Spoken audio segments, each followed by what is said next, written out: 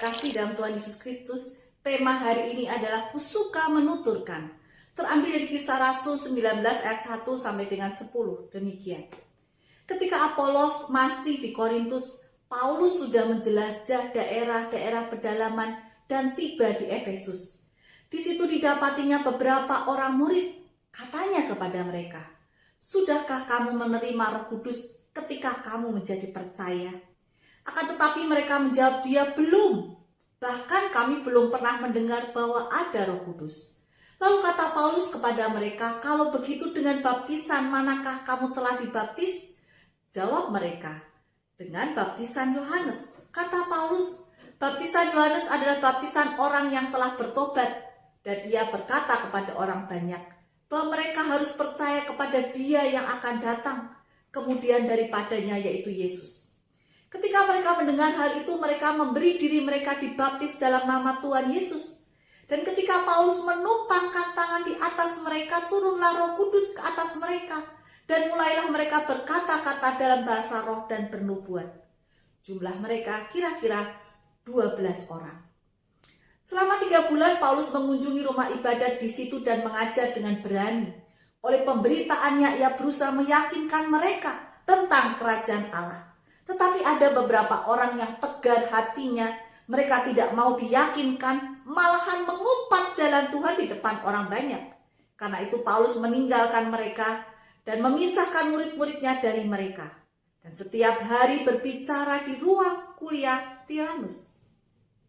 Hal ini dilakukannya 2 tahun lamanya, sehingga semua penduduk Asia mendengarkan firman Tuhan, baik orang Yahudi maupun orang Yunani. Demikianlah firman Tuhan. Ketika saya menyiapkan bahan ini, saya teringat akan sebuah lagu KJ 427. Ku suka menuturkan cerita mulia, cerita Tuhan Yesus dan cinta kasih-Nya.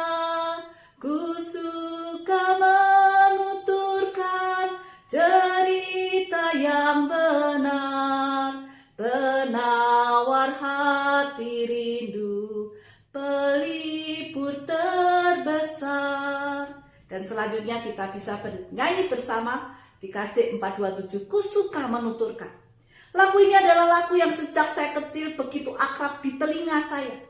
Firman Tuhan dan lagu ini mengingatkan kepada saya dan kepada kita semua, pemberitaan Injil adalah hal yang seharusnya bisa menginspirasi orang lain untuk semakin mengenal Tuhan Yesus sebagai juru selamat.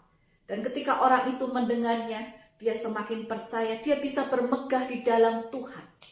Bagi Paulus yang terpenting dalam hidupnya adalah pemberitaan tentang kisah kasih Tuhan Yesus, tentang kemuliaan Kristus.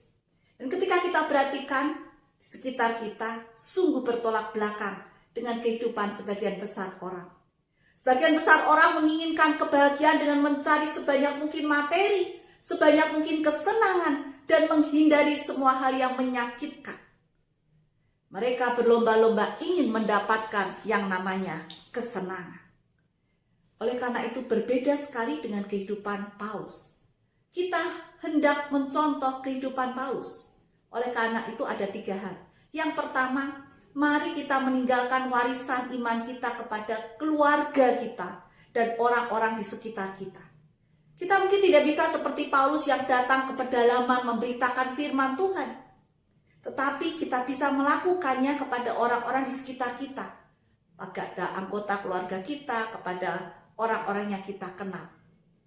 Firman Tuhan ini hendak mengingatkan kepada kita, kita jangan mudah menyerah. Paulus suka duka dia lakukan. Begitu banyak rintangan dia alami, tetapi dia pantang menyerah untuk memberitakan firman Tuhan. Sekali lagi, apakah kita suka menceritakan firman Tuhan? Dan pengalaman iman kita, jatuh bangun kita, suka duka kita mengikut Tuhan. Dan biarlah kisah kehidupan kita boleh menginspirasi orang-orang di sekitar kita. Kisah hidup perjalanan iman kita bersama dengan Tuhan. Yang kedua adalah Paulus bukanlah orang yang pandai dalam hal berkata-kata, tetapi dia diberikan hikmat untuk menyampaikan firman Tuhan.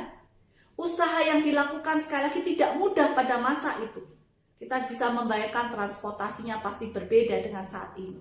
Tetapi sekali lagi Paulus melakukannya dengan segenap hati, dengan pimpinan daripada Tuhan. Dan dikatakan 2 tahun. Daerah Asia, Yunani, dan Yahudi, orang-orang Yunani dan Yahudi mereka kemudian sudah mendengar firman Tuhan. Artinya apa? Sampai kapan kita memberitakan firman Tuhan? Sampai selama-lamanya, sampai Tuhan berikan kepercayaan hidup di dalam hidup kita. Artinya sampai Tuhan panggil kita pulang. Itulah jangka waktu kita memberitakan firman Tuhan. Kusuka menuturkan cerita cinta kasihnya. Yang ketiga adalah hanya Roh Kudus. Hanya Roh Kuduslah yang mampu membuat orang percaya dan terima Tuhan Yesus sebagai juru selamat. Hidupnya diubahkan.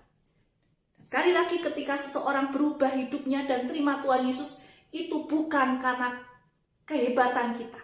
Bukan karena kita pandai berkata-kata, tidak. Tapi semata-mata itu karena karya Roh Kudus. Kita bersyukur, kita beruntung, kita dipakai sebagai perpanjangan tangan Tuhan untuk menyampaikan kabar sukacitanya. Dan sebagai alat di tangannya untuk menyampaikan kabar sukacitanya. Sekali lagi, kusuka menuturkan.